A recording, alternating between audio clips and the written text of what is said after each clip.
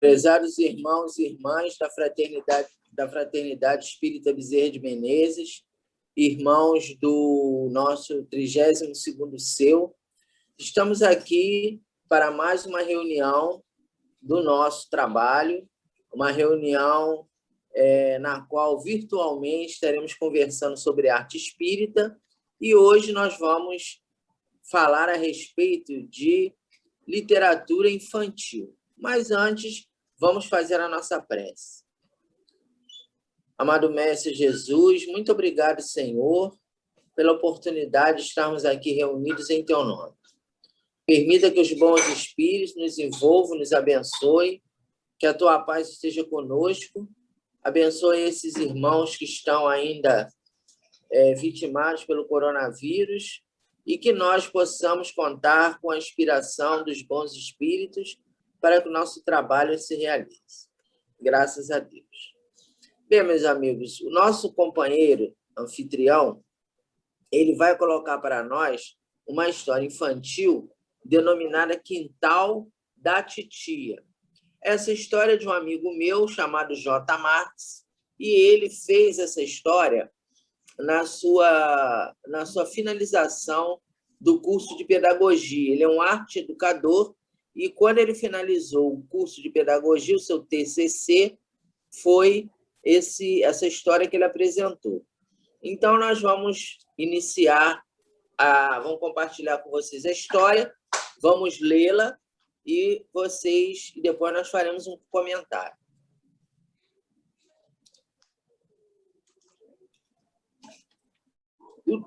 A nossa história é intitulada Quintal da Titia. Aí o nosso amigo está começando ali a compartilhar. Vamos aguardar um pouco, colocar ali no início da história, para depois nós lermos o texto para vocês e vocês visualizarem as ilustrações.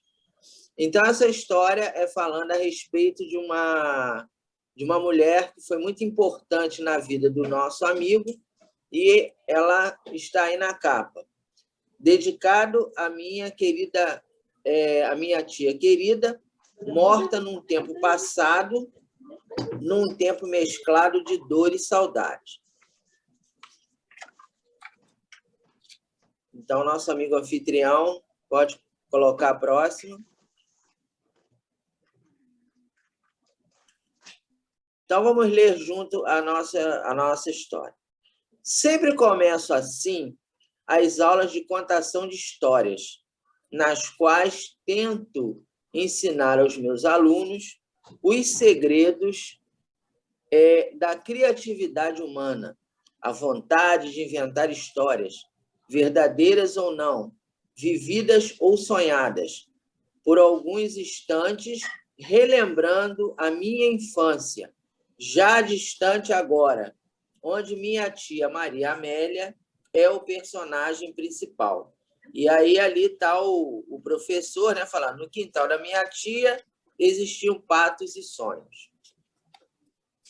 Então, vamos para o próximo.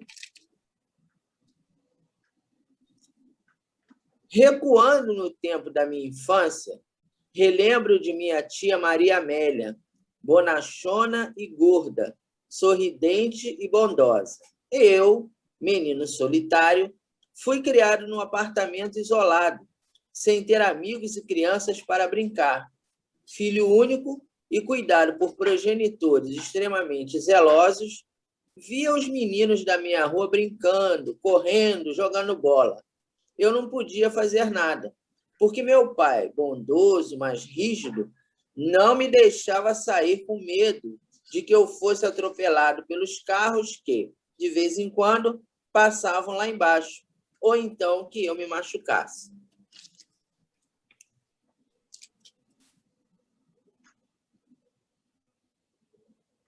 Por isso, sonhava com os finais de semana, nos quais eu ia na casa da minha tia.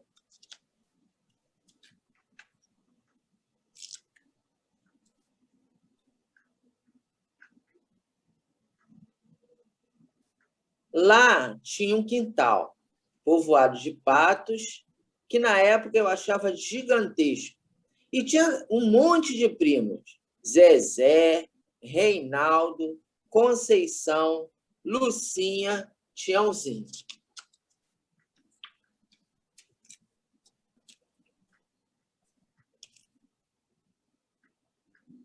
E tinha também Serjão, Beto, Beval e Joca.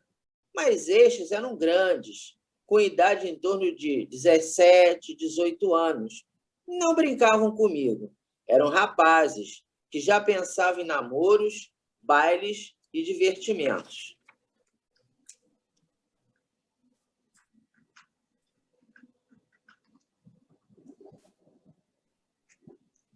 Os da minha idade eram os que citei primeiro. Eles moravam na Malé, um bairro que, para mim, era longe à beça, porque ônibus naquela época era difícil, demorava, e alguns enguiçavam no caminho.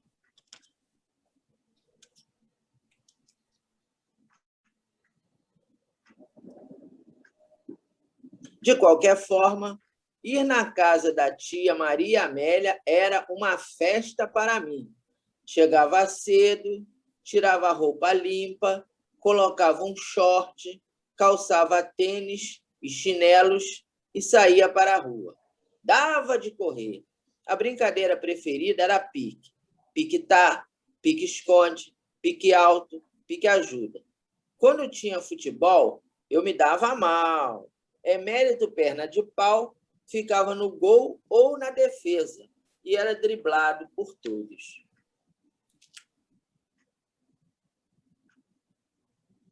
O domingo passava rápido, mas no final da tarde, tia Maria Amélia aquietava a criançada ao dizer: "Vem para cá, garotada, vou contar uma história."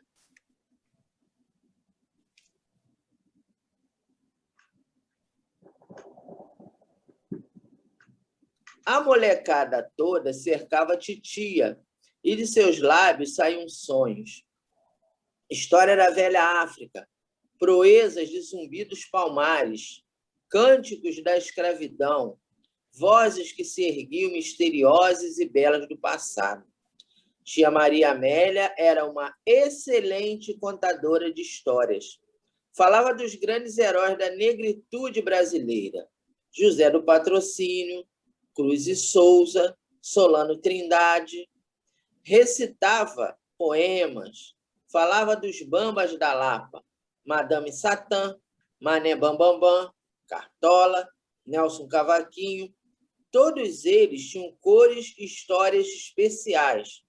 Nós, crianças, ficávamos caladinhos, boquiabertos de tanta beleza, ouvindo.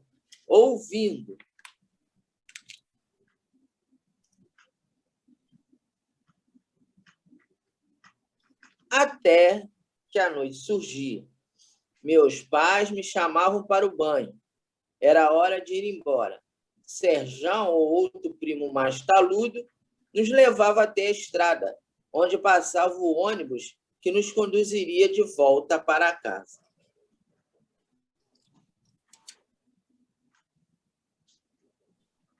No ônibus, eu, cansado, acabava dormindo.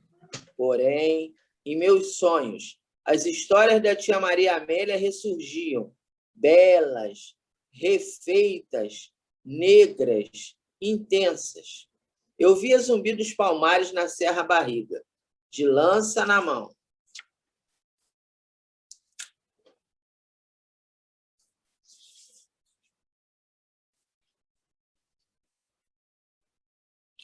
Revia José do Patrocínio, no Largo do Paço, ladeado pela princesa Isabel, falando ao povo: "Brasileiros, a escravidão acabou."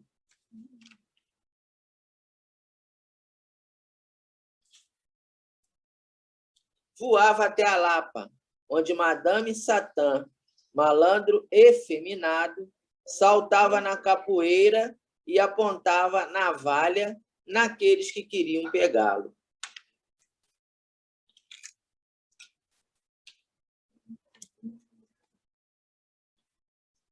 Solano Trindade, o poeta do povo, recitava: o trem na estação está dizendo: tem gente com fome, tem gente com fome.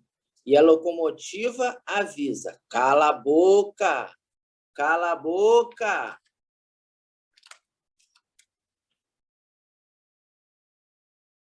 Todos os personagens desvendados por Titia voltavam em meus sonhos, enquanto os patos revoavam numa algazarra medonha.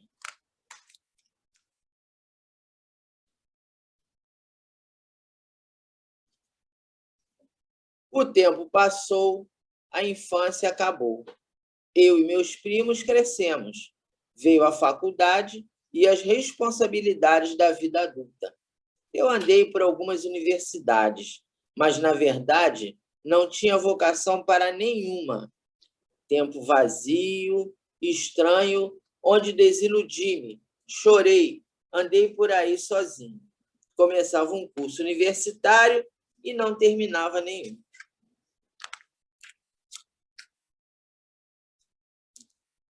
Meu pai tinha morrido. Não sei se foi o desgosto pelo filho irresponsável ou doença. Minha mãe, preocupada, via o filho único assumir atitudes esquisitas.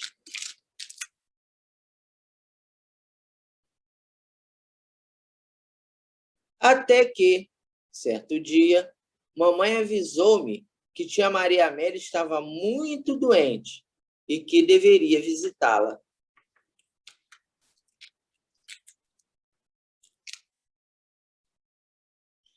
Fui visitá-la no hospital e encontrei titia muito doente. No entanto, antes de partir, ela me disse, com mãos trêmulas, mas sorriso brilhante: meu filho, você vai ser um contador de história. Vá, reúna crianças em torno de você e conte histórias.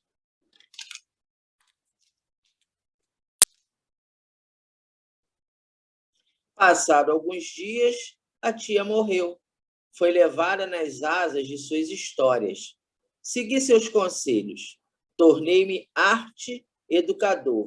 Sou contador de histórias. Sou professor. Seguindo os conselhos de titia, tornei-me pedagogo do amor.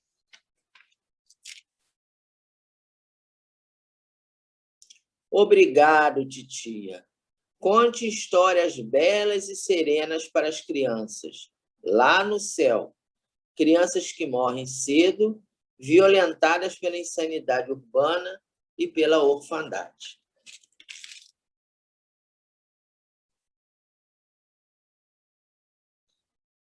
Eu, aqui na Terra, reúno as minhas crianças na sala de aula e digo-lhes: no quintal da minha tia haviam patos e sonhos. Sei que, nesses momentos, a senhora desce dos céus e vem me inspirar. Então, meus irmãos, essa é a história do meu amigo J. Marques, Quintal da Titia. E agora nós vamos comentar alguns pontos que nós achamos interessantes e importantes na história. Primeiro ponto é a importância da leitura na infância. Então, a nossa personagem principal, a tia Maria Amélia, era contadora de histórias, mas para que ela pudesse contar tantas histórias, ela, logicamente, que tinha acesso aos livros para que ela pudesse elaborar as suas histórias. Eram histórias autênticas, eram histórias baseadas nas tradições culturais do povo.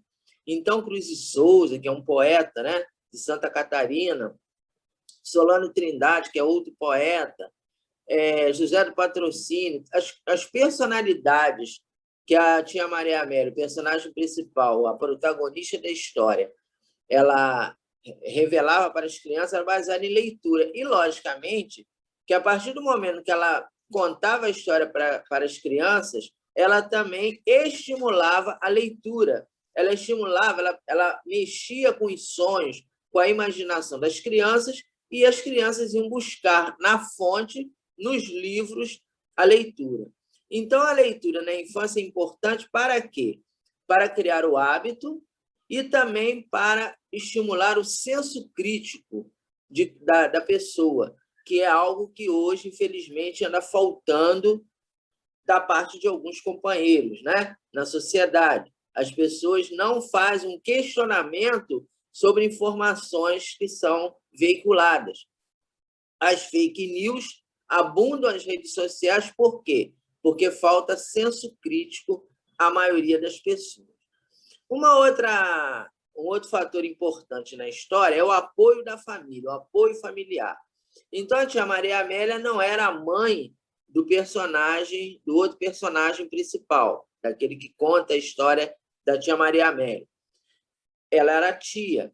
Então, as famílias, com seus avós, tias, primos, elas são núcleos ampliados que são importantes para que a criança se sinta segura emocionalmente e psicologicamente. Nós vemos hoje, também na nossa sociedade, um dos grandes problemas da sociedade é o maltrato às crianças, que são agredidas de todas as formas. Quando existe um apoio familiar, quando existe um núcleo familiar seguro, um núcleo familiar que acolhe a criança materialmente, espiritualmente e emocionalmente, esses fatos não acontecem. Porque sempre alguém vai notar que tem alguma coisa errada e vai orientar aquela criança de uma outra forma. Então, a tia Maria Amélia representa essa pessoa que não era a mãe do personagem, mas que o apoiava emocionalmente e culturalmente, dando-lhe os veículos para que ele pudesse desenvolver o seu senso crítico. Outra coisa importante é a importância de contar histórias para as crianças. Então, nós que somos educadores, pais, avós, tios, temos que criar nos nossos entes queridos, nas nossas crianças, o hábito de ouvir histórias, seja histórias reais, como era que a tia Maria Amélia contava, seja as histórias dos contos de fadas, as histórias que são propícias. Porque nós vemos hoje, a gente verifica hoje, né? Logicamente que a gente não está aqui fazendo uma crítica moralista, mas nós vemos muitas crianças que passam muito tempo no celular jogando e se viciando em jogos eletrônicos, nem sempre adequados. Nem sempre adequados. Às vezes, jogos eletrônicos que estimulam a violência, aqueles jogos que você vê o companheiro, né, um atirador, matando, e sangue, e palavrão, e aquelas pessoas que ficam também narrando os jogos, nem sempre tem uma linguagem equilibrada. Então, a criança passa muito tempo tendo esse contato, e as histórias que são adequadas para a idade da criança, as histórias que despertam na criança o senso crítico e criam o hábito da leitura, são deixadas de lado. Então, essa história também, né, do nosso amigo J. Marques, é um alerta para os pais que precisam, lógico, que não vai impedir a criança de ter acesso à tecnologia, porque nós vivemos hoje num mundo globalizado e, logicamente, que a criança vai querer ter seu celular, vai querer jogar, mas tem que ter um limite. O pai também tem que acompanhar, tem que ver o que a criança está acessando, quais são os conteúdos que a criança está tomando contato. Porque a gente viu aí algum tempo atrás, agora, graças a Deus, parece que já foi retirado, aquela baleia azul que incitava a criança ao suicídio. Por quê? Porque nós estamos, alguns educadores, algumas pessoas estão priorizando a tecnologia desmedida sem dar um contraponto naquela leitura, naquelas histórias que são condizentes com a idade mental que a criança possui e que vão despertar interesse por leituras mais edificantes. Outra coisa também que nós analisamos no texto é o desequilíbrio emocional na juventude, que também tem que haver o contraponto com o apoio familiar. Então, nós verificamos que o nosso personagem, ele, quando estava na época da juventude, naquele período da faculdade, buscar profissão, definir, né, naquela transição da juventude para a fase adulta, ele ficou meio perdido, meio desequilibrado. E isso acontece com muitos jovens. E, mais uma vez, a sua mãe e a sua tia foram aquele apoio familiar que fizeram com que ele retrocedesse naquele caminho equivocado que ele poderia tomar. Então, a mãe, né, o pai já tinha desencarnado, a mãe estava preocupada e a tia, que era para ele uma referência, falou: olha, você tem que ser professor, você tem que ser contador de história. Então, deu a ele um caminho. E aí, a partir daí, o personagem, né, se reequilibrou e seguiu um caminho melhor. E o último item que nós destacamos é que essa história não é espírita. Isso é uma história que é contada pelo meu amigo na sala de aula. Ele é um pedagogo e ele conta essa história na sala de aula para os seus alunos. E, como eu falei, ele escreveu esse texto como conclusão do curso dele, né, do curso de pedagogia. E o que acontece?